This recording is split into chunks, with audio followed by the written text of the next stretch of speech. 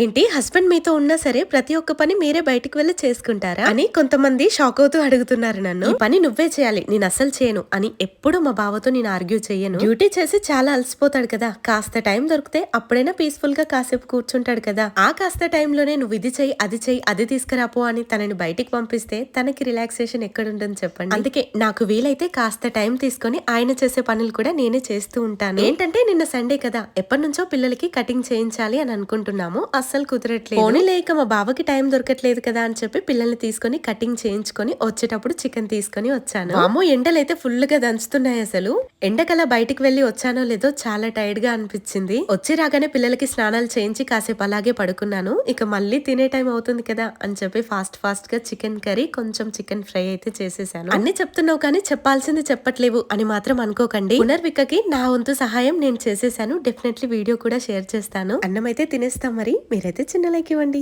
Thank you.